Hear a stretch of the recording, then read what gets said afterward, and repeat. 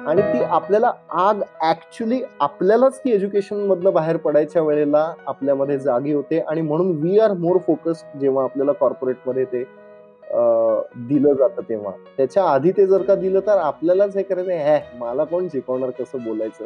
अशा अँगलने आपणच ते धुडकावून लावू शकतो किंवा क्लास लावला घरच्यांनी तरी सुद्धा क्लासच्या नावाखाली बाहेर पडून मग बाकी कुठं कट्ट्यावर बिड्या फुकत बसा, नाहीतर असे काहीतरी उद्योग करताना डेफिनेटली पोरं दिसू शकतात. त्यामुळे काय तसं हे नाही. इट इज सेल्फ हे. आणि आज शाळा कॉलेजनी तरी काय कंडक्ट करायची गरज आहे रे? कॉलेजच्या पोरांना काउंटर स्ट्राईक कसा खेळायचा किंवा पबजी कसा खेळायचा याचे थोडीच क्लासेस घेतले जातात. If you are aware enough aware about तुझ्या पर्सनॅलिटी अँड डेव्हलपमेंट आणि ग्रूमिंग, तर इंटरनेटवरती सगळं अवेलेबल आहे.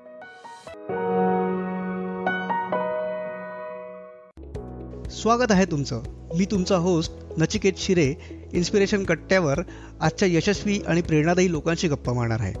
त्यांचे अनुभव ऐकल्यावर आपल्याला आपल्या सक्सेस जर्नीमध्ये त्याचा नक्कीच फायदा होईल. आपण या कट्ट्यावर महिन्यातनं 2दा अशा पाहुण्यांशी गप्पा मारणार आहोत जे स्वतःच्या फील्डमध्ये यशस्वी आहेतच, पण त्यांचा आयुष्याचा प्रवासही प्रेरणादायी आहे. मी तुमचा मित्र या पाहुण्यांशी गप्पा मारायला सुपर एक्सायटेड आहे. इन्स्पिरेशन कट्टाचा हा 8वा एपिसोड आहे पुष्कर औरंगाबादकर याच्यासोबत. मी तुमचा होस्ट नचिकेत शिरे तुमचं स्वागत करतो. पुष्कर औरंगाबादकर हा कीर्तनकारांच्या एका घराण्यात जन्माला आला. त्याच्या आधीच्या 8 पिढ्या या कीर्तनकार होत्या, पण कीर्तनानी आर्थिक परिस्थिती सुधरत नाही हे पुष्करला लहानपणीच कळलं होतं. त्याच्यामुळे कीर्तन हे व्यवसाय म्हणून करायचं नाही हे पुष्करला आधीपासूनच माहिती होतं. स्कूल ड्रॉपआउट ते IIM कलकत्ता हा त्याचा प्रवास हा नक्कीच वाखाणण्याजोगा आहे. त्याच्यापुढे एंटरप्रिनरशिप, लीडरशिप हे विषय तो कॉलेजेसमधनं शिकवायला लागला. पुढे कॉर्पोरेट कंपन्यांमध्ये ट्रेनिंग तो द्यायला लागला. त्याच्या रक्तातच कीर्तन होतं आणि म्हणूनच ट्रेनिंग आणि कीर्तन यांची काहीतरी सांगड घालता येते का ह्याचा शोध पुष्कर घ्यायला लागला आणि हळूहळू त्याला अनेक गोष्टी उलगडायला लागल्या. समर्थ रामदासांनी किंवा ज्ञानेश्वरांनी लिहून ठेवलेले श्लोक, अभंग ह्या सगळ्यांचं आजच्या काळातही तेवढाच अर्थ लागू शकतो हे पुष्करला हळूहळू कळत गेलं आणि तो एक कॉर्पोरेट कीर्तनकार म्हणून फेमस झाला. कीर्तनासारखी हजारो वर्षांपासून चालू आलेली परंपरा नवीन पिढीपर्यंत पोचवण्याचं काम हे पुष्कर करतो आहे. त्याच व्यतिरिक्त तो अनेक सामाजिक कार्य पण करतो. तो माउथ ऑर्गन पण छान वाजवतो, कीर्तन करतो, कॉलेजेसमध्ये शिकवतो आणि त्यांनी 11 पुस्तकं लिहिली आहेत आणि अजून 2 तो लिहितो आहे. चला तर मग गप्पा मारूया पुष्कर औरंगाबादकरची. पुष्कर, तुझं खूप खूप स्वागत आपल्या या इन्स्पिरेशन कट्ट्यावर. धन्यवाद. पुष्कर, तू आता एज्युकेटर आहेस, मेंटर आहेस, ट्रेनिंग फील्डमध्ये काम करतोस, पण शाळेत असताना तू कसा विद्यार्थी होतास? मी शाळेत असताना फारच भयानक विद्यार्थी होतो. म्हणजे 6वी मध्ये असताना माझ्या आई-बाबांना बोलवलं होतं शाळेमध्ये आणि सांगितलं होतं की तुम्हाला ह्या मुलाची ऍडमिशन काढून घ्यावी लागेल. कारण ह्याला अभ्यासातलं काहीच कळत नाहीये, तर ह्याला नापास करावं वगैरे लागेल. मग आई रडली. घरी आल्यावरती भरपूर फटके खाल्ले मी आणि कसंबसं शाळेने 7वीत ढकललं मला. पण नंतर 7वी नंतर मग काढलंच म्हणजे शाळेतून मला. मग 8वीत 8वी मध्ये गेल्यानंतर एक मास्तर भेटले मला. त्यांनी चांगला धोपटून मला छान, आणि आई-वडिलांनी तेव्हा कसं आजच्यासारखं नव्हतं ना. तेव्हा मास्तरला आई-वडील सांगायचे, "तुमचे 2 दिले तर आमचे 4 द्या." असं त्या तत्वावरती मास्तरनी धोपटून मला जरा म्हणजे 27% वरनं 72% वरती नेलं 10वी. आणि मग नंतर कॉलेजला आल्यानंतर मग बऱ्यापैकी ॲक्चुअली छान हे झालं. बट स्टिल कॉलेजला असताना पण ट्रेकिंग, म्युझिक, साप पकडणे वगैरे असं काय-काय उद्योग चालायचे. त्यामुळे अभ्यासाकडे काय तेवढं फार लक्ष नसायचं. असं. मग तू फायनान्स ही फील्ड का बरं निवडली? त्याच्यामागे काय विचार होता? फायनान्स आता कसं आहे माहिती आहे का, की नॉर्मली आपण कसं होतं कॉलेजच्या दिवसांमध्ये 11वी-12वी काय घ्यायचं बाबा? कॉलेज अटेंड करता येणं शक्य आहे का? किंवा आपल्याला आपल्या बुद्धीची कुवत माहिती असते, त्यामुळे मग आपण सहसा सायन्स तर नाही झेपणार बाबा म्हणून कॉमर्स घेतो. आणि मग अनावधानाने बी-कॉम होऊन जातो म्हणजे त्या फ्लोमध्ये.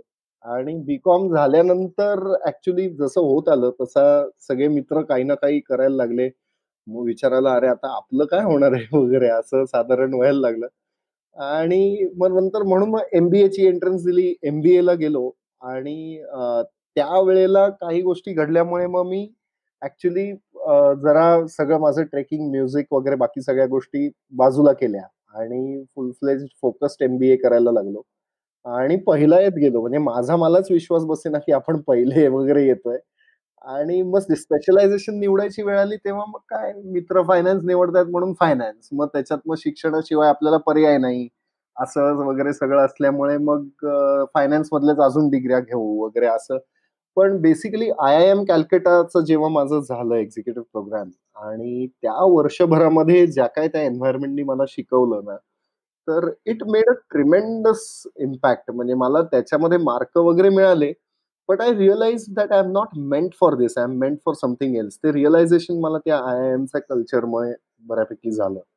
सो फायनान्स वगैरे हे काय म्हणजे ते जस्ट असं जाता-जाता निवडलं गेल्यासारखं होतं. तुझ्या शाळेचा इतिहास ज्यांना माहिती होता, आय एम कलकत्त्यामध्ये सिलेक्शन झाल्यावर त्यांची रिॲक्शन काय होती? मला ना खरंच मला मजा वाटते. म्हणजे आय-आय-एमचं सिलेक्शन झाल्यानंतर माझ्या घरच्यांनाही विश्वास बसला नव्हता, की अरे, असं कसं काय घडू शकतं वगैरे. पण ट्रिमेंडस सपोर्ट माझ्या घरून पण आणि बाकी ते जे शिक्षक वगैरे होते ते आता एवढ्या 6 वगैरे डिग्र्या मिळाल्यात किंवा ज्या काही पद्धतीनं सगळ्या गोष्टी टर्न आउट होतायत, तर डेफिनिटली ते जरा शॉक होतात. किंवा शाळेत वगैरे आम्ही आता जातो कधी इंडिपेंडन्स डेला वगैरे, तर दे हॅव ग्रेट रिगार्ड्स. पण you know there are phases. मला असं वाटतं, की त्यावेळेला माझं मलाच माझं पोटेन्शियल माहिती नव्हतं किंवा ती आग जी म्हणतो आपण, तर ती माहिती नव्हती आणि ती लक्षात आली, की मग आपलं थोडंसं म्हणजे ते एक उदाहरण आहे बघा, थोडंसं विचित्र उदाहरण आहे. पण काजवा असतो की नाही काजवा, तर तो काजवा अंधारात चमकतो. पण तो सारखा चमकत नाही. तर पण ते कधी चमकलेलं दिसतं, जेव्हा त्याच्या ज्या भागाला आग लागलेली असते, म्हणजे जो चमकत असतो. तर तसा जो भाग आपला आहे की नाही, तिथे जोपर्यंत आपल्याला आग लागत नाही, तोपर्यंत आपल्याला सुद्धा पोटेन्शियल आहे हे लक्षात येत नाही. So I was unaware about my potential in the school days. So they were not wrong. But I टूक माय ओन टाईम टू रिअलाईज की यार हे एवढं अवघड नाहीये. आपणच आपले थोडे कष्ट घेतले तर होऊ शकतं असं. सो हं. तू सुरुवातीला मला वाटतं नोकरी पण केली काही दिवस, राईट? हां, हो, हो. मी T3 energy services private limited नावाच्या एका ऑइल एंड गॅस फील्डमधल्या कंपनीमध्ये जॉबला होतो. आणि तिथे मी ॲक्चुअली आफ्टर एम-बी-ए फायनान्स आणि diploma in banking end finance झाल्यानंतर मी जसं मला जे म्हणजे फायनान्समधलं नॉलेज होतं आणि जिथे मी ॲक्चुअली माझा प्रोजेक्ट केला, तर त्याच कंपनीने मला एम्प्लॉय केलं आणि आफ्टर अल्मोस्ट 3 इयर्स मी तो जॉब सोडला. कारण बाय दॅट टाईम त्या वर्क एक्सपिरियन्सच्या बेसिसवरती मी आय-आय-एम कॅलकटामध्ये ॲडमिशन मिळाली होती आणि तो प्रोग्राम झालेला होता सायमल्टेनियसली. आणि व्हेन आय रिअलाइज्ड की यार this is not what I am meant for. तर मग त्यावेळेला मग मी जॉब सोडला आणि मग कॉलेजेसमध्ये वगैरे शिकवायला लागलो. अ, आणि कॉलेजेसला सुद्धा कसं होतं, की आय-आय-एम वाला शिकलेला एखादा पोरगा आपल्याकडे येतोय शिकवायला म्हणल्यानंतर त्यांना सुद्धा व्हिजिटिंग म्हणून काही द्यायला काही हे नव्हतं. So that was a survival plan actually. पण खूपच मजा आली त्या काळात. पुष्कर, मग हे ट्रेनिंगचं डोक्यात कसं काय आलं? सो सो आता ॲक्चुअली कसं आहे, की कीर्तनाचं घरात 9 पिढ्यांचा वारसा आहे माझ्या आणि सो लहानपणी सुद्धा मी आजोबांबरोबर कीर्तनं वगैरे त्यांची ऐकायला जायचो किंवा हे सगळं पाहत होतो आणि अ, मी 3रीत असताना माझे आजोबा गेले आणि मी जसा मोठा होत गेलो तसं हळू-हळू मला हे लक्षात यायला लागलं, की अ, यार हे कमाल माध्यम आहे, की ज्या माध्यमातून we are making a certain impact on someone else's life. आणि फायनान्स डोमेनमध्ये त्या एका केबिनमध्ये एका कॉम्प्युटरच्या समोर बसून एक्सेलमध्ये सगळी कबड्डी खेळत बसण्यामध्ये मला समहाऊ तो एक फॅसेट मिसिंग वाटत होता. कारण पब्लिक रिलेशन्स म्हणा किंवा ओरेटरी स्किल सेट्स म्हणा किंवा म्युझिक म्हणा, अशा सगळ्या गोष्टी आहेत आपल्याकडे आणि आपण हे काय करतोय? असा एक इन्हेरंट प्रश्न मला पडत गेला. आणि त्यामधून मग मला एक दिवस असं वाटलं, की नाही यार आपण काहीतरी वेगळं केलं पाहिजे आणि मी जेव्हा माझ्या काही शिक्षकांना भेटलो किंवा माझे काही मेंटॉर्स जे होते त्यांना भेटायचं होतं, तेव्हा ते म्हणायचे की कसं आहे की आज एज्युकेशन सिस्टीम हळूहळू खाली जात चालली आहे असं सगळेजण म्हणतात, पण त्याच्यामागचं एक कारण असं आहे की कोणालाच त्यांचे हाय परफॉर्मिंग स्टुडंट जे आहेत, nobody wants to come back to the education segment. Everybody wants to contribute to the industry, किंवा त्यांना त्यांचा त्यांचा व्यवसाय करायचा आहे, किंवा त्यांना त्यांचं त्यांचं काहीतरी एक वेगळं मॉनिटरी टर्म्स मध्ये थोडंसं त्यांना हेल्पफुल ठरेल अशा काही गोष्टी करायच्या. So that was something that hit me hard in my heart, आणि that was when I said की no boss, this should not be done and we should get back to the education domain as such. आणि मग मी कॉलेजेसना approach झालो आणि मी त्यांना सांगितलं की माझं असं असं वर्क एक्सपिरियन्स आहे, हे क्वालिफिकेशन्स आहेत, तर I would love to teach management, entrepreneurship वगैरे. आणि फॉर्च्युनेटली मला मिळत गेल्या म्हणजे अपॉर्च्युनिटीज. जवळपास 8-9 कॉलेजेसमध्ये शिकवत होतो मी त्यावेळेला. फर्ग्युसन असेल, सिम्बॉयसिस असेल, पुना कॉलेजचं आर्किटेक्चर असेल, अशा व्हरायटी ऑफ डोमेन्सना त्या काळात म्हणजे शिकवत होतो मी. आणि मग सायमल्टेनियसली निरालीवाल्यांनी पण अप्रोच केलं, कारण जरा थोडीशी पॉप्युलॅरिटी, यंग टीचर आणि जरा धिंगाणा घालणार, कारण I have always been a last bencher throughout my life. तर मी जर का वर्ग घेतोय तर वर्गात दंगा, धिंगाणा आणि अभ्यास अशा तिन्ही गोष्टी असायच्या. त्यामुळे माझ्या वर्गात फर्स्ट बेंचर्स एक वेळ येणार नाहीत, पण लास्ट बेंचर्स सगळे हजर असायचे. त्यामुळे निराली प्रकाशनकडनं मला पहिलं एक पुस्तक मिळालं आणि मग अशी 11 पुस्तकं झाली. आणि मग I thought I should also explore this facet in the corporates, कारण थोडंसं इकॉनॉमिकली व्हायबल ऑप्शन्स एज्युकेशन इंडस्ट्रीमध्ये नसतात. सो इकॉनॉमिकली व्हायबल करायचं असेल तर कॉर्पोरेट डोअर्स ओपन केली पाहिजेत. So I knocked those doors and fortunately even they open. Of course with some hardships, आणि it was not that easy, पण ते होत गेलं म्हणजे. आणि that is how I landed up into education and training. Okay. पण हे education आणि ट्रेनिंग मध्ये आलास तू, पण त्याला कीर्तनाची साथ देण्याचा विचार कसा आला? हां. सो ॲक्चुअली आता कसं आहे, की माझा एक स्वभाव असा आहे, की when I decide to get into something, तर थोडंसं म्हणजे असा एक विचार होतो, की अरे ह्याच्यात अजून वेगळं काही आपल्याला काय कसं करता येईल, किंवा जे आतापर्यंत स्टेटस क्वो जो चालत आलेला आहे, how we can challenge that and do something in a different format. त्यामुळे मी खूप असे ऑनलाईन, ऑफलाईन ट्रेनिंग्स, डिप्लोमाज, मी एक डिप्लोमा इन एक्सपिरियन्शियल एज्युकेशन पण केला, किंवा असे बरेच काय-काय शिक्षण घेत होतो, ज्याच्यामध्ये training methodology, the way we impart things, the way we impart knowledge, ह्याच्या ज्या मेथोडॉलॉजीज आहेत, त्याचा मी बऱ्यापैकी अभ्यास करत होतो त्या काळामध्ये. आणि तेव्हा तो करताना त्याचे जेव्हा टेक्निकॅलिटीज सगळ्या नोटिंग करत गेलो, तेव्हा मला असं लक्षात आलं, की अरे यार, हे तर म्हणजे सगळं आहे, पण ह्याच सगळ्या गोष्टी एका वेगळ्या अंगाने कीर्तनामध्ये आहेत, ज्या मी लहानपणापासून पाहत आलेलो होतो. So I thought I should be exploring that. आणि म्हणून मग मी थोडंसं अनेक वेगवेगळ्या कीर्तनांना जाऊन बसू लागलो, व्हिडिओज बघू लागलो, आणि त्याचं एक टेक्निकल चार्टिंग करू लागलो, की जे मॉडर्न ट्रेनिंग टेक्निक्समध्ये ज्याला एनर्जायझर्स म्हणतात, तर त्याला कीर्तनात काय म्हणतात? आईस ब्रेकर्स म्हणतात, तर त्याला कीर्तनात काय म्हणतात? मेटाफॉरिक फ्रेम्स किंवा आयसोमॉर्फिक फ्रेम्स, ज्याला हे सगळं टेक्निकल फॅसेट जे आहेत ट्रेनिंग्स मधले, ते कीर्तनामध्ये शोधू लागलो आणि ते सापडले मला. आणि मग आय थॉट की अरे यार, हे सगळं आहे. The only thing is there is an absence of relevant content for youngsters. So I think we need to develop that. आणि मग त्या अंगाने मग अभ्यास सुरू केला, आणि मग असं मग कॉर्पोरेट ट्रेनिंग आणि किंवा आत्ताच्या यंगस्टर्ससाठी लागणाऱ्या अंगानी तशा विषयांचा अभ्यास आणि ती मांडणी आणि ती कीर्तनाच्या माध्यमातून, अशा ह्यानी ते ॲक्चुअली होत गेलं. म्हणजे it was a process. It took a few long years, म्हणजे एक जवळपास 3.5-4 वर्षांचा अभ्यास होता तो. And then I launched the first kirtan. कारण ते असं जनरल विचार आला आणि उभं राहिलं असं करून चाललं नसतं. त्यामुळे that was how it started. Pushkar, तू एवढ्या सोप्या पद्धतीने सांगितलंस, हं, पण नक्कीच तुला याच्या सगळ्याच्या मागे खूप हं, मेहनत करावी लागली असेल. खूप वाचावं लागले असेल, संत वाङ्मय असेल, बाकी अनेक हं. पुस्तकं असतील, श्लोक असतील. तर नेमकी किती मेहनत करावी लागली आणि किती वेळ द्यावा हां. लागला तुला या सगळ्या गोष्टींसाठी?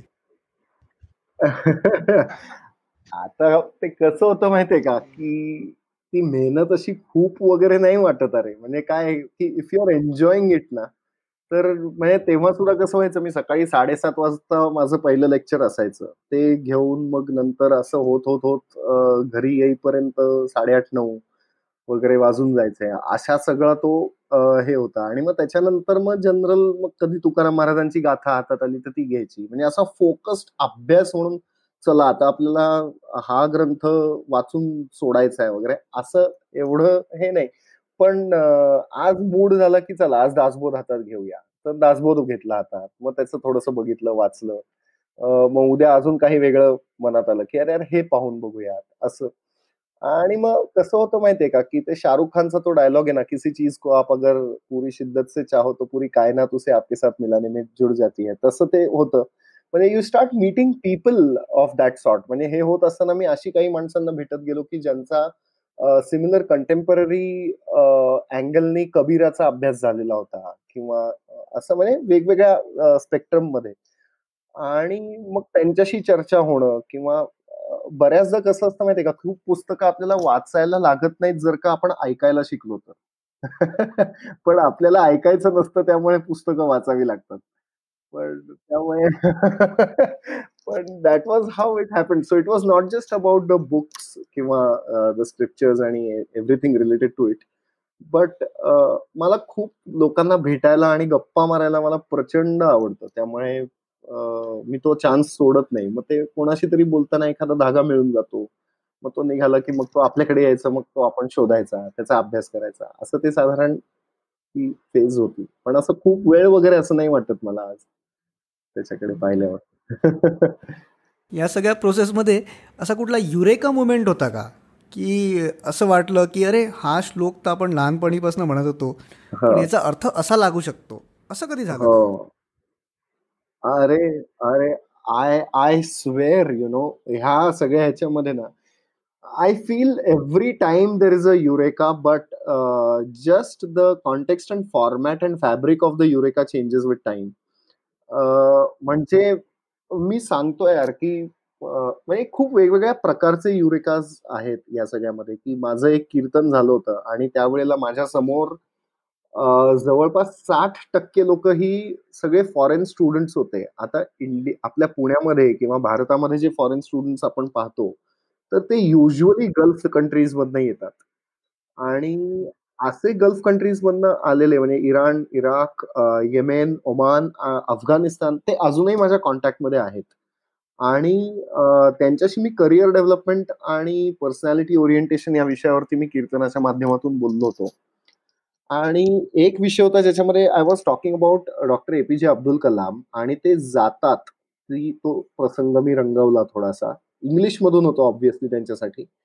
आणि जेव्हा ते झालं त्याच्यानंतर ती इराणी पोरगी ढसाढसा रडायला लागली समोर. म्हणजे दॅट वॉज म्हणजे मला असं झालं, की यार बास यार काय म्हणजे this is this is that thing म्हणजे काय अब्दुल कलामांचं काय पर्सोना असेल म्हणजे काय ते आणि मी कुठेतरी 10% यशस्वी झालो त्यांना ह्या लोकांपर्यंत पोहोचवण्यामध्ये. कारण ह्याच्यात आपलं काहीच नाहीये. इट इज कीर्तनकार म्हणजे एक जर्नलिस्ट असतो, की इथे हे असं-असं घडलं हे तुमच्यापर्यंत पोहोचवणं. पण ते पोहोचवल्यावरती समोरचा माणूस सेन्सिटाइज होणं that was one of the biggest eureka moments for me. आणि कंटेंट वाईज जसं तू म्हणतोयस, की अरे हा श्लोक आपण लहानपणीपासून वाचत आलोय आणि आता ह्याचे वेगळेच अर्थ लागतायत. तर हे दरवेळेला होतं ॲक्चुअली. कारण त्याच्याकडे बेसिकली कसं आहे, की माझ्याकडे असे रेडीमेड स्क्रिप्टेड प्रोग्राम्स कुठले नसतात. So whenever we engage with people तर जेव्हा त्यांचा टार्गेट ऑडियन्स जो असणार आहे, त्यांचे चॅलेंजेस काय आहेत किंवा त्यांना कुठल्या ग्राउंड्सवरती सपोर्ट करायचा आहे, ह्या सगळ्याचा ज्यावेळेला अभ्यास होतो, तर त्यानंतर मी ॲक्चुअली प्रत्येक वेळेला नवीन अभ्यास सुरू करतो. सो आता समजा एखादा श्लोक असेल किंवा एखादा अभंग असेल, तर तोच अभंग मी जेव्हा स्टुडंट्ससाठी विचार केलेला असतो तेव्हा आणि तो जेव्हा मी लीडर्ससाठी मांडणार असतो तेव्हा आणि जेव्हा तो सोशल ॲक्टिव्हिस्टसाठी मांडणार असतो तेव्हा, त्याच्या कंप्लिटली वेगळ्या छटा दिसायला सुरुवात होते. सो ह्यालाच बहुतेक कालातीत वाङ्मय म्हणतात. की ते लिहिलंय आणि the way we go on exploring it, the application of it just gives deeper हे. एखादं उदाहरण सांगू शकतोस? उदाहरण म्हणजे फॉर एक्झाम्पल आपण आता मी अभंग वगैरे पण सांगू शकतो, पण इट विल टेक टाईम. म्हणजे मी तुला एक छोटंसं उदाहरण सांगतो, की मनाचे जे श्लोक आहेत, तर त्याच्यामध्ये जे सगळ्यांनीच आपण वाचलेले असतात, ऐकलेले असतात. तर त्याच्यामध्ये 2 श्लोक आहेत. "मनाश्रेष्ठ धारिष्ठ जीवी धरावे, मना बोलणे नीच शोषित जावे, स्वये सर्वदा नम्र वाचे वदावे, मना सर्व लोकांसी रे नीववावे." हा एक श्लोक. आणि दुसरा श्लोक आहे, "देहे त्यागिता कीर्ती मागे उरावी, मना सज्जना हेची क्रिया धरावी, मना चंदनाचे परित्वा जिजावे, परी अंतरी सज्जना नीववावे." हा 7वा आणि 8वा श्लोक आहे मनाच्या श्लोकांमधला. हा सगळ्यांना माहिती आहे. म्हणजे ऐकला की हां, हां, हा माहिती आहे श्लोक. पण आता हाच श्लोक जो आहे, तर ह्याच्यातला पहिला जो आहे, "मनाश्रेष्ठ धारिष्ठ जीवी धरावे, मना बोलणे नीच शोषित जावे." It is a brilliant strategy for any interviews. म्हणजे जेव्हा आपले कॉर्पोरेट सेगमेंटमध्ये एम्प्लॉयमेंट इंटरव्ह्यूज होतात, तर त्यावेळेला आपल्याला श्रेष्ठ धारिष्ठ ठेवावं लागतं. शौर्य दाखवून चालत नाही. We cannot be aggressive. We have to maintain composure. So धैर्य गरजेचं आहे, शौर्य नाही. मग कसं आपण ते हे केलं पाहिजे? "मनाश्रेष्ठ धारिष्ठ जीवी धरावे, मना बोलणे नीच शोषित जावे." Interviewer is going to kill you. तो तुमच्याशी चांगलं नाहीच बोलणार आहे. पण तुम्हाला ते सहन करायचंय आणि स्वये सर्वदा नम्र वाचे वरावे. तुम्हाला चांगलंच बोलायचंय त्याच्याशी. असा एक तो फॅसेट येतो. आता हा जर का श्लोक बघितला असता, हा जसा इंटरव्ह्यूजला ॲप्लिकेबल आहे. तर त्याच्यामध्ये त्याचे काही म्हणजे आपण जे रिफ्लेक्टिव्ह ॲस्पेक्ट्स जे मांडू लोकांसमोर, तर ते इंटरव्ह्यूच्या अँगलने असतील. पण हाच श्लोक सेल्स मॅनेजमेंटसाठी किंवा मार्केटिंग मॅनेजमेंटसाठी पण उपयोगाचा आहे when you are engaging with customers. Call सेंटरमध्ये बसलेल्या एखाद्या माणसासाठी जेव्हा समोरचा माणूस त्याला फोन करून बरसतोय त्याच्यावरती, तेव्हा त्याला धारिष्ट ठेवणंच गरजेचं आहे. नीच शोषित जावे करणंच गरजेचं आहे. नम्र वाचे वरावेच गरजेचं आहे. सो हा जो संस्कार आहे, हाच आज सॉफ्ट स्किल्सच्या माध्यमातून कंपन्या सांगतायत, की जो समर्थ रामदास स्वामींनी 400 वर्षांपूर्वी सांगून गेले. किंवा दुसरं जे मी म्हणलं, की ज्याला "देहे त्यागिता कीर्ती मागे उरावी." त्याच्यावरनं व्हिजन स्टेटमेंट सांगता येतात किंवा करियर कसं प्लॅन करावं हे सांगता येतं, की जस्ट आपलं कसं 10वी झाल्यानंतर आपण जातो करियर काउन्सिलरकडे आणि विचारतो, की स्कोप कशाला आहे ते करियर मी निवडतो. पण तो बिचारा 10वी नंतर 2 वर्ष, 11वी, 12वी नंतर ग्रॅज्युएशनची 3 वर्ष, नंतर पोस्ट ग्रॅज्युएशनची 2 वर्ष असं करत तो जेव्हा 7 वर्षानंतर बाहेर पडतो, तेव्हा 7 वर्षांपूर्वी करियर काउन्सिलरनी ज्या गोष्टीला स्कोप होता सांगितलं होतं, तो स्कोप म्हणजे ती इंडस्ट्रीज बऱ्याचदा राहिलेली नसते. So you cannot just look at things तेवढ्या शॉर्ट स्पॅननी. तर तुम्हाला त्याच्याकडे माझा त्याग झाला म्हणजे मी मेल्यानंतर सुद्धा कीर्ती राहील. याचा अर्थ मी मरीन त्याच्यानंतर सुद्धा स्कोप कुठल्या गोष्टीला असेल बाबा. तर त्याचं सूत्र त्या 8व्या श्लोकामध्ये समर्थ रामदास स्वामी सांगून जातात, हाऊ टू एक्सप्लोर दॅट. आता हेच एखाद्या करियरमध्ये करियर प्लॅनिंगवाल्या मुलाला सांगू तेव्हा आपण ह्या फॅसेटनी सांगू. पण तेच ऑर्गनायझेशनल लेव्हलला व्हिजन डेव्हलपमेंट किंवा गोल सेटिंग म्हणा किंवा अशा अँगलनी त्याचं वेगळे-वेगळे रिफ्लेक्शन्स आपल्याला शोधता येऊ शकतात. आता हे मी फक्त 2 श्लोकांचं सांगितलं. असे असंख्य अभंग आहेत आपल्याकडे. पण फक्त विषय असा आहे, की आपल्याला ते अमेरिकन फिलॉसॉफीज सारखं द चिकन सूप ऑफ वगैरे असे जे असतात की नाही, तोंडात घास भरवणाऱ्या गोष्टी. तशा गोष्टींची सवय झाल्यामुळे आपल्याला ते शोधायचं नाहीये किंवा त्याचं ॲप्लिकेशन करायचं नाहीये. पण इट्स गुड. लोकांना शोधायचं नाही त्यामुळे मग जरा मला तेवढा चान्स मिळतो फुटेज खायला. येस. या सगळ्या प्रोसेसमधनं गेल्यावर पहिलं कॉर्पोरेट हं, कीर्तन जे केलं होतं ते आठवतं का? हं. आणि लोकांच्या रिॲक्शन्स काय हो, होत्या? अरे! अरे, आय स्वेअर माझं असं झालं होतं, की आपण हे छोट्या लेव्हलवरती करूया वगैरे असं नको हे. But you know how our friends are, who know आपण कशावर काम करतोय आणि काय ना. तर माझ्या मित्रांना बहुतेक त्याच्यात जास्त पोटेन्शियल वाटत होतं त्यावेळेला मला जेवढं वाटत होतं त्यापेक्षा. म्हणजे मला फ्रँकली एवढं वाटलंच नव्हतं, की हे एवढं पिकअप होईल. आणि किंवा त्याला एवढं एक्सपोजर मिळेल किंवा असं काही. पण त्यावेळेला शाहीर हिंगे लोककला प्रबोधिनीतर्फे एक कार्यक्रम होत होता. त्याच्यामध्ये कीर्तन सांगता त्या कीर्तनाची मला करायची होती.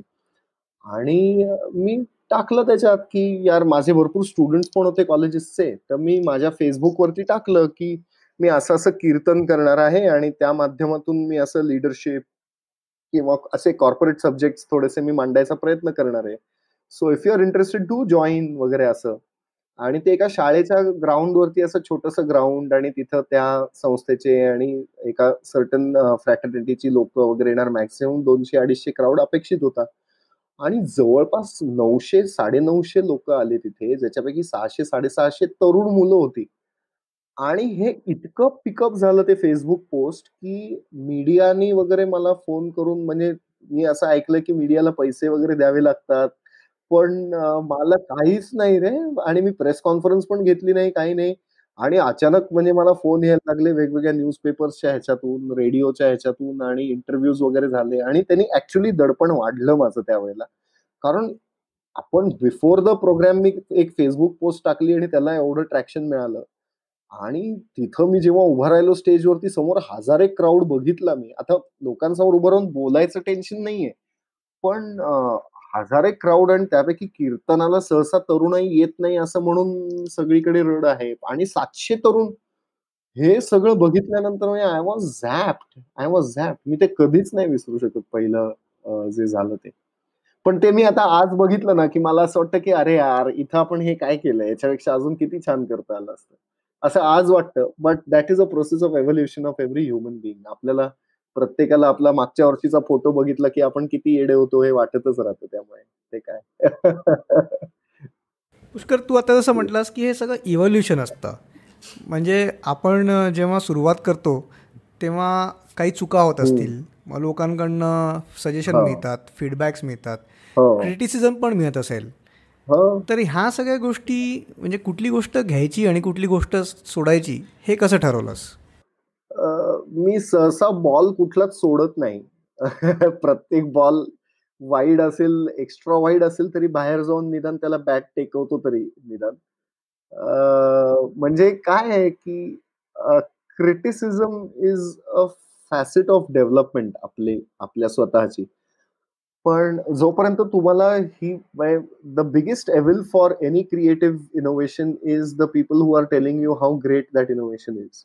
कारण ते परफेक्ट नाहीये, राइट? त्याच्यामध्ये त्याच्या बेस्ट फॉर्मॅटला पोहोचलेलं नाहीये अजून. सो ते तिथे पोहोचेपर्यंत लोकांना ज्या कॅप्स दिसतात त्या लोकांनी सांगणं खूप अपेक्षित आहे.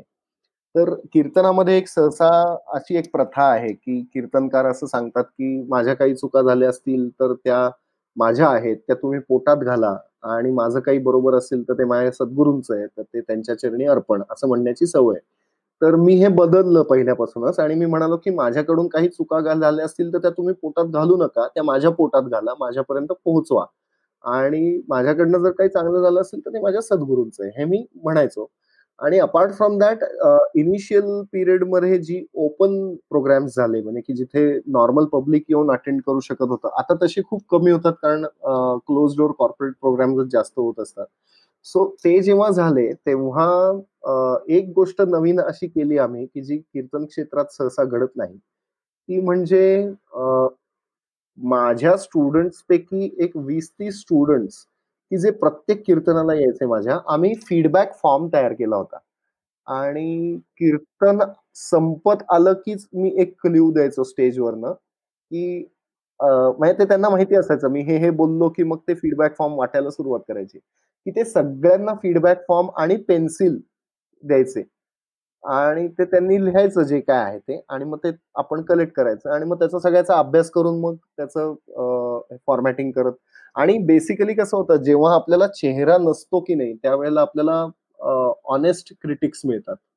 But the moment you start getting exposure, the honesty in criticism starts going down. कारण you don't know what is the agenda of the person who is being a critic. So ते थोडंसं बघावं लागतं, की यार हा क्रिटिसाइज का करतोय? Is it really a criticism? So त्यावेळेला तुमची थॉट प्रोसेस कंप्लीटली इव्हॉल्व पाहिजे. So you should have reasoning for every thread that you are having. तुझ्या जो काही विचार केलेला आहे आपण ह्या गोष्टीच्या मागे, तर त्याच्या मागचं प्रत्येक गोष्टीचं रिझनिंग जर का आपल्याकडे असेल, तर इव्हन इफ समवन क्रिटिसाइजेस, तर आपल्याला असं होतं, की हां, ठीक आहे यार, हा क्रिटिसाइज करतोय, पण ही गोष्ट मी असं-असं ठरवलंय म्हणून ही अशी-अशी घडतेय. So if that is through, then मग त्या क्रिटिसिझमचा त्रास नाही होत. आणि ऑब्व्हियसली दोन्हीकडून, किंवा मोदींकडून, किंवा अशा सगळ्या जे काय, म्हणजे the leaders who are you know honoured bye masses, त्यांच्याकडनं एक गोष्ट तर आपण शिकलीच पाहिजे, की म्हणजे क्रिटिसिझमच्या बाबतीत नाही, पण जेव्हा लोकं कौतुक करतात तेव्हा ते आपल्या अंगावरती न घेणं. त्या कमळाचं पान जसं असतं, ज्याच्यावर पाणी पडलं की ते पाणी कमळावर, त्या पानावर असतं, पण ते चिकटत नाही पानाला. सो तसं अलोफा पण आपल्या जर का लोक कौतुक करतात त्याच्यापासून राहू शकलो तर I think we can stay human beings despite being innovators. So that is something that I try to do. म्हणजे असं नाही, फुकतो मी कधी कधी, कॉलर टाईट होते. हे येस. कॉर्पोरेट कीर्तन तू करत असताना तू अनेक हम्म. कंपन्यांमधनं हे करतोस, त्यामध्ये हम्म. इंग्रजीत पण तुला हो. करायला हो. लागतं. हो. पण काही काही गोष्टींची एका भाषेशी ते जुळले असतात. हम्म. जसं पोवाडा आहे, हा मराठीतच चांगला वाटतो. तसंच कीर्तन पण जे आहे ते हो. मराठमोळ्या हो. संस्कृतीशी जुळलेलं होतं. हो. हो. तर याला जेव्हा इंग्रजीत करतोस तेव्हा कुठल्या प्रकारची मेहनत घ्यायला लागते? स्टाईल ती इंग्रजीत कॉपी करायची असेल हम्म. किंवा शब्दांचं ट्रान्सलेशन, हे सगळं कसं होतं? हा, आता ह्याच्यामध्ये दोन भाग असतात. एक पद्याचा भाग असतो आणि एक गद्याचा भाग असतो. पद्य म्हणजे सगळे पोएटिक फॉर्म्स आणि गद्य म्हणजे जिथे आपण आपले ओरेटरी फॉर्मॅटमध्ये जे बोलतो आहोत ते. तर I believe in the originality of things. त्यामुळे मी पद्य कुठलंच ट्रान्सलेट कधीच करत नाही, कारण ती त्या भाषेची ब्युटी ती तशी पोहोचलीच पाहिजे. त्यामुळे जो अभंग आहे किंवा जे पोवाडे आहेत किंवा जे कुठल्या आर्या ओव्या दिंड्या आहेत, या मराठीमधूनच होतात. फक्त त्याचं गद्यामध्ये मी इंग्लिशमध्ये ट्रान्सलेशन करतो. पण obviously we get those challenges. आता कीर्ती हा शब्द जो आहे, तर कीर्ती हा शब्दाला इंग्लिशमध्ये शब्द नाहीये. म्हणजे you can go on any platform. कीर्ती या शब्दासाठी जी फिलॉसॉफी आहे, मी 3-3.5 महिने झगडत होतो कीर्ती या शब्दासाठी इंग्लिश शब्द शोधायला. आता इफ यू से कीर्ती म्हणजे फेमस, तर फेमस म्हणजे प्रसिद्ध. कीर्ती जे नाही होती. फेमस याचा अर्थ प्रसिद्धी आहे. कीर्ती नाही. कीर्ती is something that stays with you आणि it it it cannot be purchased. कीर्ती ही विकत नाही घेता येत. ती ऑटोमॅटिकली इव्हॉल्व्ह होते आपल्यामध्ये. असा तो जो भाग आहे. सो असे अनेक शब्द आहेत म्हणजे आपल्या वाङ्मयामध्ये. जेवढं आपण आज जाऊ तेवढं तो चॅलेंज येतच राहतो.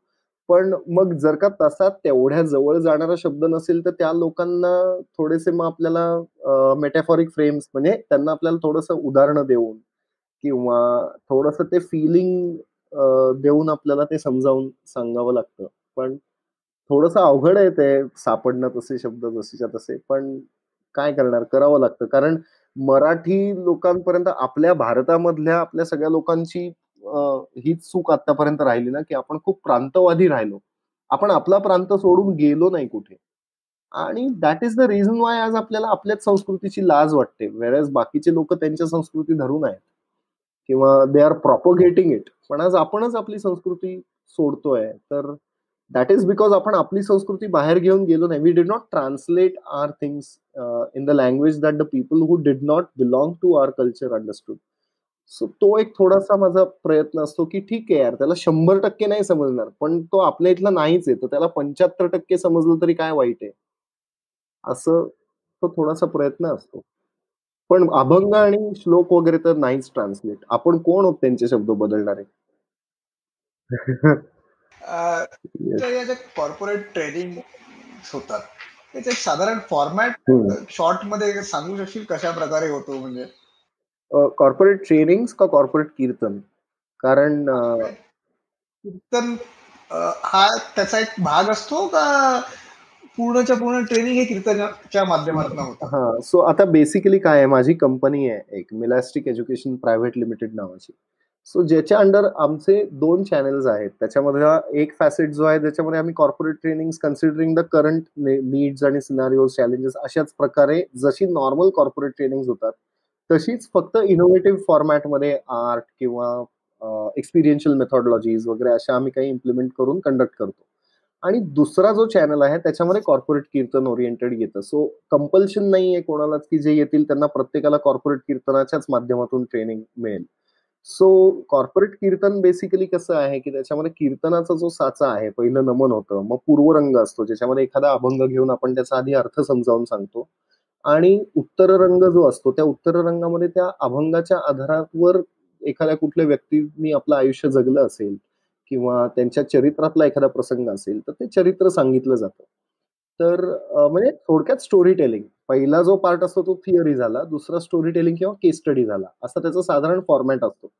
पण ह्याच्याशी सुद्धा आम्ही काही केसेसमध्ये बऱ्यापैकी वेगवेगळे प्रयोग करून बघितले. म्हणजे एक्सपिरियन्शियल मेथोडॉलॉजीजमध्ये आज कॉर्पोरेट ट्रेनिंग्समध्ये बऱ्याच ॲक्टिव्हिटीज आणि गेम्स कंडक्ट केले जातात आणि गेम्सच्या माध्यमातून ट्रेनिंग्स दिली जातात. सो आम्ही असाही प्रयत्न केला, की उत्तर रंग जो आहे, त्याच्यातली जी गोष्ट आहे ती आम्ही गेममध्ये कन्व्हर्ट केली आणि रोल प्लेज वगैरे असं काय गोष्टी करून अ, अख्खा सगळा ऑडियन्स आम्ही त्या फॉर्मॅटमध्ये घेऊन गेलो आणि तशाही फॅसेटने आम्ही काही गोष्टी केल्या. एक असाही प्रयोग केला, की ज्याच्यामध्ये आम्ही दिवसभराचं जे ट्रेनिंग होतं ते नॉर्मल म्हणजे एक्सपिरियन्शियल फॉर्मॅटमध्ये कंडक्ट केलं. जसं नॉर्मली आज ट्रेनिंग डोमेनमध्ये होतं तसं आणि त्याची जी सांगता आहे ती कॉर्पोरेट कीर्तनाने केली वगैरे. सो असं त्याच्यामध्ये वेगवेगळं बेसिकली कॉर्पोरेट कीर्तनाची कन्सेप्ट अशी आहे, की आमच्याकडे कुठलाही क्लायंट आला आणि क्लायंटने आम्हाला सांगितलं, की आम्हाला कॉर्पोरेट कीर्तन कंडक्ट करायचंय, तर काय हे करता येईल? तर तसं नाहीये ते actually. It doesn't work that way. त्याला एक प्रोसेस आहे, ज्याच्यामध्ये एक खूप मोठा एक Google फॉर्म असतो, की जो क्लायंटला पाठवला जातो आणि त्याच्यामध्ये त्यांना त्यांच्या एम्प्लॉईजच्या डिटेल्स किंवा त्यांचं वेगवेगळ्या त्याला बऱ्यापैकी डेप्थमध्ये तो फॉर्म जातो आणि बेस्ड ऑन दॅट फॉर्म जे काही त्यांनी भरलंय, तो आणि आमचा रिसर्च आणि अभ्यास त्या ऑर्गनायझेशनबद्दल करून मग आम्ही त्यांना सांगतो, की if corporate kirtan will be relevant for their industry. त्यांच्या कंपनीसाठी कॉर्पोरेट कीर्तन रेलेव्हंट असेल का नाही? कारण काही ठिकाणी कसं होतं, की तेवढा ॲक्सेप्टन्स झोन नसतो आणि तशा ह्याच्यामध्ये जर का कीर्तन ऑर्गनाइज केलं गेलं, तर कदाचित लोकांचा रिस्पॉन्स हे थोडासा वेगळा होऊन आपण काय एक दिवस कीर्तन करून निघून जाऊ, पण पुढे त्या कंपनीचं कल्चर नाही स्पॉईल व्हायला पाहिजे आपल्यामुळे. ही काळजी घेण्यासाठी त्याच्या आधी खूप मोठी प्रोसेस असते कारण कंटेंट पण जो आहे तो कस्टमाइज्ड डिझाइन होणार असतो. सो असं साधारण ते प्रत्येक ठिकाणी प्रत्येक पार्टमध्ये ते वेगवेगळ्या पद्धतीनं एक्सप्लोर होत जाणारी ती गोष्ट आता आता तरी ती तशी ओपन आणि फ्लेक्सिबल ठेवलेली आहे. ते अजून त्याला असं काही एक स्ट्रक्चर असं नाही दिलेलं काही अजून तरी. पुष्कर, आपण आपल्या आयुष्याचे 15 ते 20 वर्ष हे शाळा आणि कॉलेजेसमध्ये घालवतो हो, आणि नंतर तरीही जेव्हा नोकरीला लागतो किंवा कॉर्पोरेटमध्ये येतो तेव्हा परत कॉर्पोरेट ट्रेनिंग घ्यायला लागतं. हो, कारण शाळा कॉलेजेसमध्ये कम्युनिकेशन स्किल्स, लिडरशिप स्किल वगैरे अशा काही गोष्टी शिकवल्या जात नाहीत. हो. तू पण अनेक शाळा कॉलेजेसमध्ये काहीतरी काही ना काही ॲक्टिव्हिटीज करत असतोस. तर तुला काय वाटतं की अशा तुझ्यासारख्या अशा ॲक्टिव्हिटीज शाळा कॉलेजेसमध्ये केल्या पाहिजेत, हो. त्याच्यामुळे कॉर्पोरेटमध्ये यायच्या आधीच मुलांना अशा प्रकारचं शिक्षण मिळू शकतं?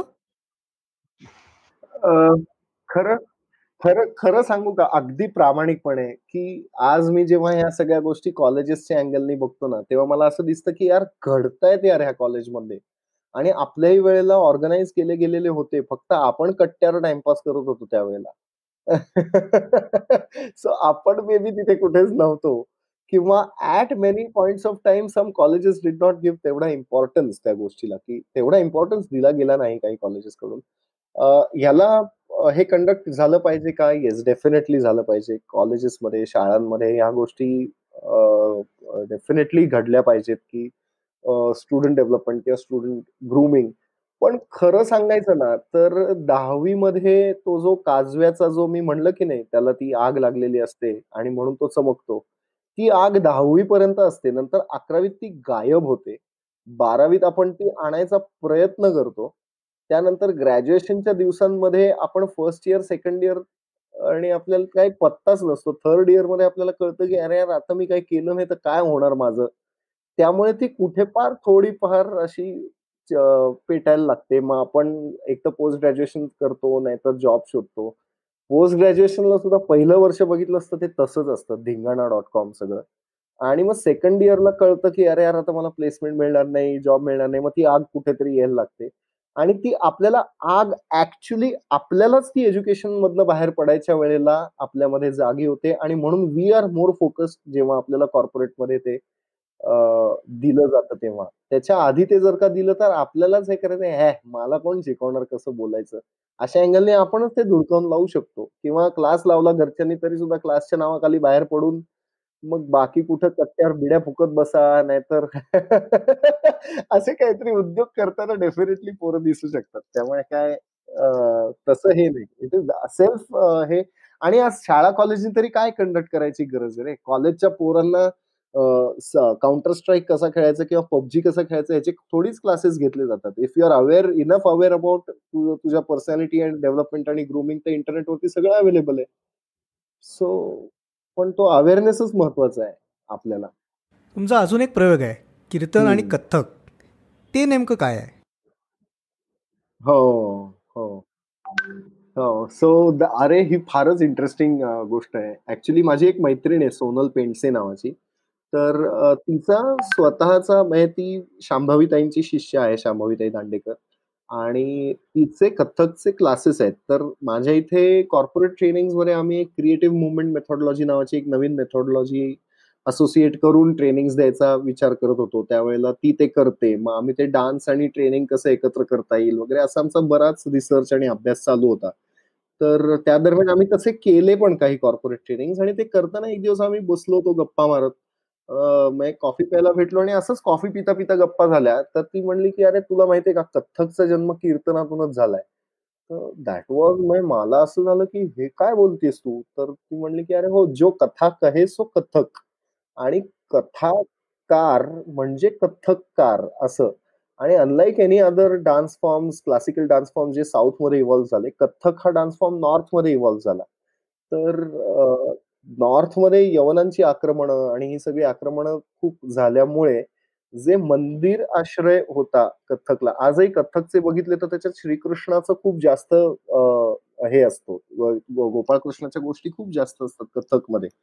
तर त्या त्यासाठीच आहेत, कारण गोपाळकृष्णाच्या गोष्टी गावोगावी जाऊन गावागावा, आज विचार करा, without mobile, without any media, आज गोपाळकृष्ण आणि अर्जुनाच्या ज्या गोष्टी तमिळनाडूतल्या खेड्यात सांगितल्या जातात, त्याच झारखंड आणि अ, अ, अरुणाचल मधल्या खेड्यात सांगितल्या जातात. हे पोहोचलं कसं? तर त्याच्यासाठी एक खूप मोठं आर्टिस्टिक नेटवर्क काम करत होतं, ज्याच्यामध्ये कथ्थक आलं, कीर्तन आलं, अशा सगळ्या गोष्टी आल्या. पण त्यावेळेला ही सगळी आक्रमण झाल्यामुळे मंदिराचा जो आश्रय होता कथ्थकला, त्या मंदिर आश्रयातून तो दरबार आश्रयात गेला, आणि दरबार आश्रयात गेल्यानंतर मग कथ्थक त्याला थोडस तो एक इस्लामिक टेंच पण दिसतो त्याच्या एक्सप्रेशन्स मध्ये आज आपल्याला, थोडस जर का आपण मायन्युटली ऑब्झर्व केलं तर. तर हे लक्षात आल्यानंतर आमचं असं झालं की यार नाहीये, मग आपण हे जे दोन त्या काळात वेगळे झाले, ह्यांना आता का आपण एकत्र आणू नये, अशा विचारांनी मग आम्ही विचार केला की कथ्थक आणि कीर्तन आपण एकत्र करून बघूया. आणि मग त्या ग्राउंड्सवरती मग एकाच स्टेजवरती कथ्थक होते आणि त्याच वेळेला तिथे कीर्तन सुरू आहे, असं ते कॉम्प्लिमेंटिंग आम्ही वेगवेगळे प्रयोग केले.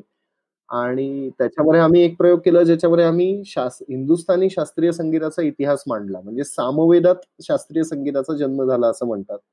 तिथपासून ते फ्युजन म्युझिक पर्यंत शास्त्रीय संगीत कसं इव्हॉल्व्ह होत गेलं, हे आम्ही कीर्तन आणि सायमल्टेनियसली ती आणि तिच्या 50 स्टुडंट्स, अशा 50 कथ्थक डान्सर्स, असा एकत्र एका स्टेजवरती आम्ही शास्त्रीय संगीताचा सगळा जो काही प्रवास आहे तो मांडायचा प्रयत्न केला. आणि मग आता कॉर्पोरेट्समध्ये पण होतं किंवा पुण्याबाहेर पण बरेच तसे कार्यक्रम होतात, ज्याच्यामध्ये आम्ही कथ्थक आणि कीर्तन एकत्र करून काही गोष्टी करतो. पण ते कॉर्पोरेट्समध्ये फार नाही रेलेव्हंट, कारण ते थोडंसं सगळं एकदम धार्मिक आणि असं सगळं तो त्याला बाज आहे. पुष्कर, हम्म. आज जर आपण बघितलं तर सद्गुरू हम्म. आहेत किंवा श्री श्री रविशंकर आहेत किंवा गौर हम्म. गोपाल दास आहेत, या हम्म. सगळ्यांना अनेक हो तरुण लोक फॉलो करतात. हो तर तुला असं वाटतं का की आपलं जे अध्यात्म आहे ते समजा कंटेम्प्ररी हो. भाषेत सांगितलं तर आजचा तरुण जो आहे आपला, तो अध्यात्माकडे वळू शकतो परत? हम्म. हो, अगदी डेफिनेटली. ऍक्च्युली खरं सांगू ना, आपल्या आधीच्या जनरेशन्स पेक्षा आजचा तरुण जास्त आध्यात्मिक आहे असं मी म्हणेन. कारण आपल्याकडे अध्यात्माची साधना म्हणजे अध्यात्म याची जी डेफिनेशन आहे, इट इज नॉट अ बिलीव्हर. हे सद्गुरूही सांगतात, श्री श्री रविशंकरही सांगतात की वी हॅव बीन सीकर्स, म्हणजे आपल्याला शोध घ्यायचा आहे स्वतःचा. तो अध्यात्माचा बेस आहे. आपल्या अध्यात्माचा हा बेस नाही की तू मला सांग की आजपासून ह्याला देव म्हणायचं आणि मी त्याला देव म्हणेन.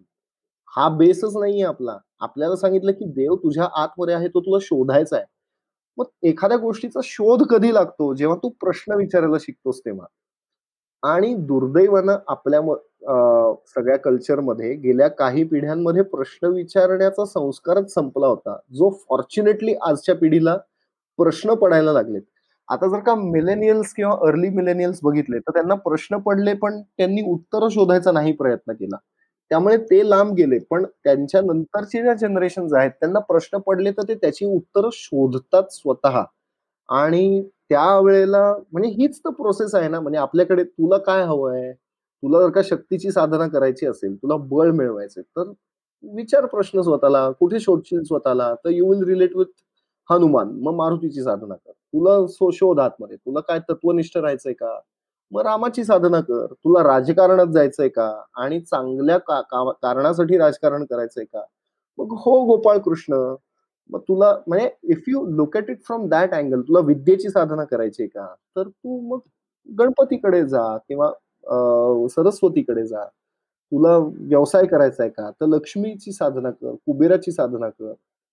हा जो एक भाग आहे, हा संस्कार आपल्याकडे आहे. पण दुर्दैवानं प्रश्न विचारणारी पिढी संपली होती मधल्या काळात. त्यामुळे आध्यात्मिकता जरा कमी झाली होती.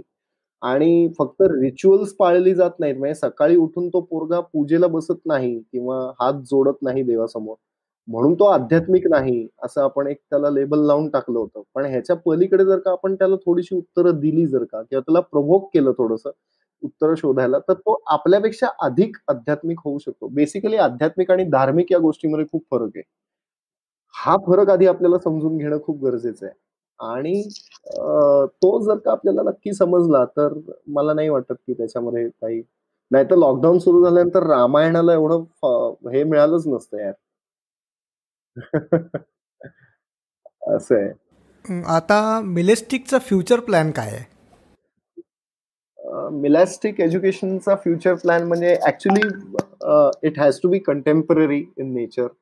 आणि ते कायम लोकांना म्हणजे त्या वेळेला ज्या काही गोष्टी घडत जातील, त्या वेळेला त्यांना म्हणजे त्याच्यामध्ये कुठलीच स्टॅटिकनेस नको. म्हणजे हां, आम्ही आम्ही कशासाठी ओळखले जातो? तर ह्याच्यासाठी बाबा. अरे यार, उद्या तीच गोष्ट इर्रेलेव्हंट झाली तर काय? सो त्या वेळेला त्या गोष्टींसाठी जे गरजेचं असेल ते मिलॅस्टिक करत राहील. अ, आत्ता तरी म्हणजे जरी आता सगळी अख्खी दुनिया डिजिटल मीडियम्सकडे वळलेली असली, तरी सुद्धा वी आर ट्रस्टिंग की आम्ही डिजिटल मीडियम्सकडे फारसं नाही वळलं पाहिजे. कारण आता पीपल आर सेइंग की digital is the future for education. Digital can be a future for engagement of people. तू एंटरटेनमेंटसाठी आणि या सगळ्या गोष्टींसाठी डिजिटलचा अभ्यास नक्कीच करू शकतो आपण. पण एखादा जर का पोरगा तयार करायचा आहे तुला, शिकवायचंय त्याला, तर हे डिजिटल फॉर्मॅटमध्ये it can just be information giving, sharing पण नाही म्हणणार मी. पण त्याच्यामध्ये you cannot ensure the results on the other side. मी 12वी इकॉनॉमिक्स शिकवतो. तर मला परवा एका मुलाच्या आईचा फोन आला आणि हे प्रत्येक 12वीत घडतंच, की आमच्या मुलाकडे जरा तुम्ही जास्त लक्ष द्या. तर मी त्यांना उलटा प्रश्न विचारला, की मला तुम्हीच सांगा, की Zoomवरनं मी तुमच्या मुलाकडे वेगळं अधिक लक्ष कसं देऊ? This is a limitation. This is a limitation and we need to accept that. आणि ज्यावेळेला शेतीमध्ये आता आपल्याला फर्टिलायझर्स वापरली पाहिजेत, फवारणी केली पाहिजे, असं जेव्हा दुनिया म्हणू लागली, त्यावेळेला अनेक लोकं तिथे वळले. कारण त्यावेळेला नाही, हीच आत्ता काळाची गरज आहे, हे त्यावेळेला वाटलंच. टुडे पीपल रिअलाइज की यार तसं नव्हतं गरजेचं. ॲक्चुअली ऑर्गॅनिक शेती गरजेची आहे. सो पुढे पाहता मला असं वाटतं, की ऑर्गॅनिक टीचिंग नावाची एक कदाचित नवीन संकल्पना पुढच्या काही वर्षात येईल की काय? तर वी आर ट्रस्टिंग दॅट. कारण rather than just making money out of conducting sessions, what is truly important for us is are we really making an impact in the other person's life? तर तो impact मला वाटतं, की digital mediums fall short for that in the education domain. Engagement डोमेनमध्ये it is perfect. Educate नाही करू शकत तुम्ही समोरच्या माणसाला. तेवढा इम्पॅक्ट नाही करू शकत जर का त्याला ती आग नसेल तर. आग असेल तर माणूस डिजिटल ह्याच्यातनं डेफिनेटली होऊ शकतो. पण ती आग निर्माण करण्याचं काम नाही होऊ शकत डिजिटल मीडियम्समधनं. असा एक व्ह्यू आहे. मे बी मी चुकीचा ठरेन थोड्या दिवसांनी, पण I am on for it I mean. Yes. बघूया आता. हां. पुष्कर, मिलेस्टिक आहे, तू माउथ ऑर्गन वाजवतोस, हं. कीर्तन करतोस, शाळा हं. हो. कॉलेजेसमध्ये काही ना काही ॲक्टिव्हिटीज घेत असतोस, सामाजिक हो. उपक्रम तुझे काही ना काही आहेत. त्याच्यानंतर स्वयंसाठी तू काम करतोस, हो, एवढ्या सगळ्या गोष्टी हो. करतोस, तर मग टाइम मॅनेजमेंटच्या टिप्स आम्हाला काय देणार तू? मजा येते. काय काय माहिती यार, पण होऊन जातो टाइम मॅनेज माहिती का? सगळ्या गोष्टी एक तर प्रत्येक गोष्टीला पूर्ण वेळ लागत नाही आपला. बऱ्याचदा आपण काय मोबाईलमध्ये बघत-बघत काम करत असतो. दुनियेचा भोचकपणा आपल्याला अंगात घेऊन आपल्याला कामं आपली चाललेली असतात. त्यामुळे आपल्याला वेळ पुरत नाही. पण एखाद्या गोष्टीमध्ये आपण घुसलो ना जर का, की आणि मी फोर्स नाही करत स्वतःला कुठल्याच गोष्टीमध्ये. सो मला आता सुद्धा माझं ॲक्चुअली 2 पुस्तकं लिहिण्याचं काम चालू आहे सायमल्टेनियसली ह्या सगळ्या उद्योगांमध्ये. पण म्हणजे मी चला आता पुस्तकं लिहायला बसायचंय, असं करून मी ते करत नाही. मला असं जनरल कुठेतरी मी असतो आणि तेव्हा मला वाटतं, की "अरे यार, हे आहे यार, हे आलं पाहिजे," की लगेच मोबाईलमध्ये आपण हे करू शकतो. So this is the positive side of digital mediums, की आपण कुठेही असू तरी सुद्धा we can stay connected and we can carry on all the activities that we are having. आणि मेन म्हणजे या सगळ्यामध्ये सगळ्यात महत्वाचं आहे ते म्हणजे टीम रे. आपली टीम चांगली असणं खूप गरजेचं आहे. फॉर्च्युनेटली अत्यंत सुंदर टीम आहे माझ्याकडे, की जी माझा व्यावसायिक फ्रंट कंप्लीटली हँडल करते. म्हणजे आमची ट्रेनिंग सेंटर्स असतील किंवा क्लायंटच्या काही गोष्टी असतील, तर ते हँडल करणारी खूप छान टीम आहे माझ्याकडे. की ज्यांना माझ्या कॉम्पिटिटर्सनी म्हणा किंवा इतर कोणी त्यांना फोडायचे खूप प्रयत्न केले, डबल पैसे दिले तरी सुद्धा ते म्हणतात, "नाही, आम्हाला पुष्कर सरांबरोबरच काम करायचंय."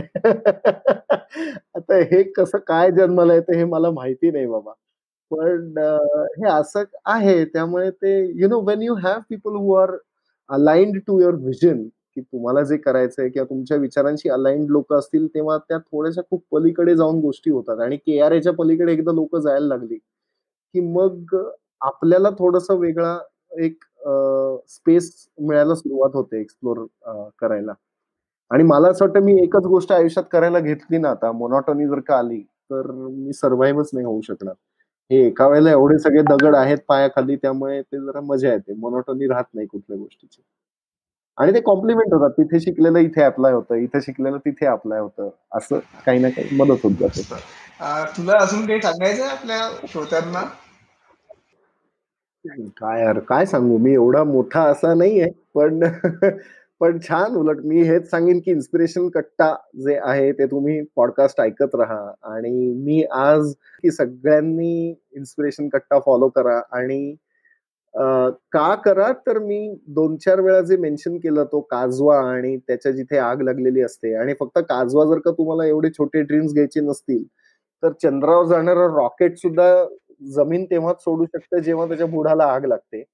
आणि मोटिव्हेशन हा जो प्रकार आहे, हा मोटिव्हेशन म्हणजे आपण दिवाळीमध्ये जेव्हा एखादा छोटा फटाका लावायचो, म्हणजे पताका किंवा चिमणी नावाचा फटाका, तर ते मोटिव्हेशन तसं असतं. ते छोटासा ढबकन आवाज येतो आणि ते संपून जातं. इन्स्पिरेशन हा जो विषय आहे ना, हा इन्स्पिरेशन हा विषय असा आहे, की आयुष्य झपाटून जातं एखाद्या इन्स्पिरेशनने. जसं माझं आयुष्य डॉक्टर ए-पी-जे अब्दुल कलामांमुळे झपाटून गेलं किंवा छत्रपती शिवाजी महाराजांमुळे झपाटून गेलं किंवा अशी जी मोठी-मोठी लोकं ज्यांच्याकडे पाहून आपल्याला if we can get inspired तर मला वाटतं ती आग लागायला मदत होते. आणि I think that can be म्हणजे तुम्हाला मे बी त्याची मदत होईल जर का इन्स्पिरेशन कट्टाचे पॉडकास्ट ऐकले तर. पुष्कर, आता आपण आपल्या पुढच्या राऊंडकडे वळूया.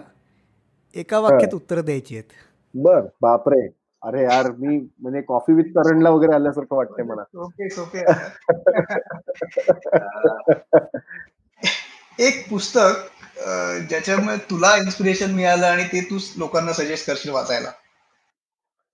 त्याचं नाव जे आहे की नाही, तर ते नाव ऐकून लोकं मला कीर्तनकार म्हणणं सोडून देतील. पण फारच सुंदर पुस्तक आहे. म्हणजे आत्तापर्यंत मी माझ्या आयुष्यात वाचलेलं सगळ्यात उत्तम पुस्तक म्हणजे मी क्रमवारी देतो. त्याच्यातलं सगळ्यात उत्तम मी वाचलेलं आहे ते म्हणजे मार्क मॅन्सन नावाच्या ऑथरचं the subtle art of not giving a fuck नावाचं एक पुस्तक आहे. अप्रतिम पुस्तक आहे, अप्रतिम. त्याच्यानंतर दुसरं एक पुस्तक मला वाटतं, की चालेल ना दुसरं, तिसरं सांगितलं तर? अजून 2 सांगतो फक्त. हो दुसरं म्हणजे हो. जॉनाथन लिव्हिंगस्टन सीगल, रिचर्ड बार्क्सचं. जे काय पुस्तक आहे यार ते. It is just amazing, just amazing. Jonathan Livingston Seagull आणि तिसरं इंग्लिशमधलं स्पेसिफिकली सांगायचं झालं तर अ, मला वाटतं की 3ऱ्या क्रमांकावर the monk who sold his Ferrari is a very nice book असं मी म्हणेन. मराठी जर का म्हणशील तर साध देती हिमशिखरे अत्यंत उच्च पुस्तक आहे. साध देती हिमशिखरे फारच सुंदर पुस्तक आहे.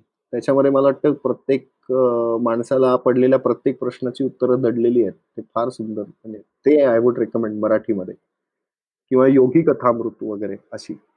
तुझ्या दैनंदिन आयुष्यातली एक सवय ज्याच्यामुळे तू हे सगळं अचीव करू शकलास. क्युरिओसिटी आणि माहितीच्यासाठी असणारा एक भोचकपणा.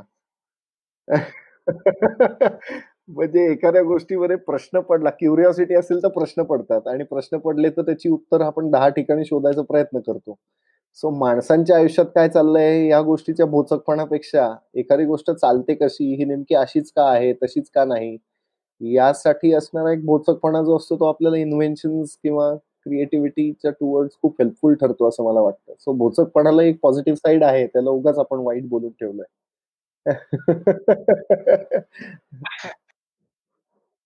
आणि एक श्लोक जो तू सगळ्यांना सांगशील की त्याचा अर्थ समजून घेऊन तो नेहमीसाठी लक्षात ठेवावा आणि स्वतःचा मंत्र बनवून घ्यावा. बापरे! अरे असा श्लोक म्हणजे मी सांगितलं ना, देहे त्यागिता कीर्ती मागे उरावी. म्हणजे मी फक्त आता माझ्या प्रमोशनसाठी आणि पैशासाठी काम करण्याऐवजी देहे त्यागिता कीर्ती मागे उरावी. माझ्या देहाचा त्याग झाल्यानंतर सुद्धा माझी कीर्ती गावी लोकांनी, असं मी काम करावं. देह त्यागिता कीर्ती मागे उरावी. मना सज्जना हेची क्रिया धरावी. म्हणजे सज्जन मनाने अशी क्रिया आपण करत राहिली पाहिजे. मना चंदनाचे परित्वा झिजावे. म्हणजे चंदनासारखं झिजत राहावं. चंदनाचा ते त्याला माहिती आहे ना, सुगंध कधी येतो चंदनाचा? जेव्हा ते त्या साहाणीवर झिजतं तेव्हा. म्हणजे त्यांनी स्वतःचं अस्तित्व घालवलं आणि दिलं काय तर सुगंध आणि तो कोणासाठी तर पांडुरंगाच्या कपाळी लागण्यासाठी. पण तो पांडुरंगाला देण्याआधी ज्या साहाणीवरती ते झिजलं त्या साहाणीला त्यांनी तो सुगंध दिला. आणि असं जे काय त्या चंदनाचं आहे, कुठेही जास्त बोलबाला न करता ते सुगंध देण्याचं काम, असं कार्य आपण करत राहावं, फार बडबड आपल्या कामाची न करता. म्हणजे मना चंदनाचे परित्वा झिजावे आणि परी अंतरी सज्जना नीव व्हावे. म्हणजे जी सज्जन लोकं आहेत, त्यांना अंतर्बाह्य निवण्याचं काम. आता निवणं म्हणजे आपण दूध उकळलेलं शांत होण्याच्या प्रक्रियेला दूध निवलं असं म्हणतो. पण ते फक्त शांत होण्याला निवणं नाही म्हणत आपण. तर ते शांत होताना त्याला साय धरते. So there is a certain transformation happening over there. So त्या ट्रान्सफॉर्मेशनला निवणं म्हणतो आपण. तर काय श्लोक लिहिलाय, की आपली कीर्ती लोकं कधी गातील? जेव्हा आपण शांतपणे असं काम करू, चंदनाप्रमाणे सुगंध देणारं, ज्यामुळे आपल्या कामामुळेच लोकांचं ट्रान्सफॉर्मेशन होईल. अशा स्वरूपाचं आपण काम करत राहिलं पाहिजे, असं ह्या श्लोकामध्ये समर्थ रामदास स्वामी सांगतात. आणि मला कधीही अर्ध्या झोपेतून उठवलं आणि विचारलं तरी सुद्धा माझं ध्येय हे हा श्लोक आहे. आणि प्रत्येकाचं हे असलं पाहिजे असा मी जिहादी विचार नाही करणार. पण प्रत्येकाने असा श्लोक एक ध्येय म्हणून धरायला हरकत नाही. छान आहे श्लोक. नाही का? आता एक शेवटचा हायपोथेटिकल प्रश्न विचारणार आहे की हां, समजा उद्या तुला रात्री 8 वाजता दूरदर्शनवर बोलवलं आणि हां, भाइयो और बहनो आणि त्याच्या पुढे 130 हां. कोटी भारतीयांना काहीतरी पॉझिटिव्ह मेसेज द्यायचा आहे, तर तू काय सांगशील? बरं.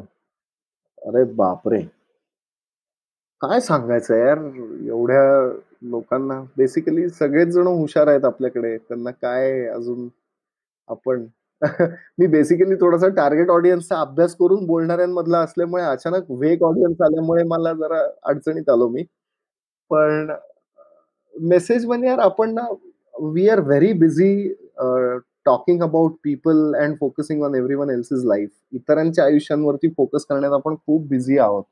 सो तो वेळ थोडासा आपण जर का स्वतःच्या आयुष्यावरती जर का केंद्रित केला ना, म्हणजे तो चहावाला जो असतो, त्या चहावाल्याला मोदींनी काय केलं पाहिजे, ट्रम्पनी काय केलं पाहिजे, सचिन तेंडुलकर कसा खेळला पाहिजे, इथपासून लॉकडाऊन किती काळ चालला पाहिजे, ह्या सगळ्या गोष्टींची उत्तरं असतात त्याच्याकडे. फक्त त्याच्या चहात साखर जास्त होत असते.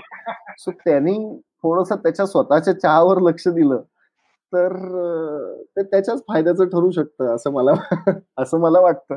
आणि थोडासा अभिमान बाळगायला हरकत नाही आपल्या इथल्या संस्कृतीचा. थोडासा अभ्यास करून आपल्याकडे आहेत सगळी उत्तरं. अगदी असं एवढ्या वर्षांपासून इव्हॉल्व झालेली एखादी गोष्ट आहे, तर तिला आपला अभ्यास कमी आहे म्हणून झिडकारून लावणं याला अर्थ नाही. सो थोडासा तो अभ्यास आपण करायला हवा असं मला प्रामाणिकपणे वाटतं कायम. मस्त. पुष्कर, तुझ्या एवढ्या बिझी शेड्यूल मधनं तू वेळ देऊन इकडे आला, बापरे! तुझे खूप धन्यवाद. असं असं कोणी म्हणलं की मला एकदम मोठं झाल्यासारखं वाटतं. बिझी वगैरे नाही यार. कसलं बिझी? असं काही नसतं. त्यामुळे असं नको हे नाही, करू. पण खूप मजा आली तुझ्याशी बोलून. खरंच धन्यवाद. येस. Thank you. धन्यवाद मित्रांनो हा एपिसोड ऐकल्याबद्दल. मला खात्री आहे पुष्कर औरंगाबादकर बरोबरच्या या गप्पा तुम्हाला नक्कीच आवडल्या असतील. तुम्हाला हा एपिसोड आवडला तर प्लीज नक्की शेअर करा आणि सबस्क्राईब करा आपल्या या पॉडकास्ट इन्स्पिरेशन कट्ट्याला. आणि प्लीज मला मेसेज करा फेसबुक, इंस्टाग्राम @inspiration कट्टा यावर. पुन्हा भेटूया पुढच्या वेळेस नवीन पाहुण्यांसह. तोपर्यंत बाय बाय.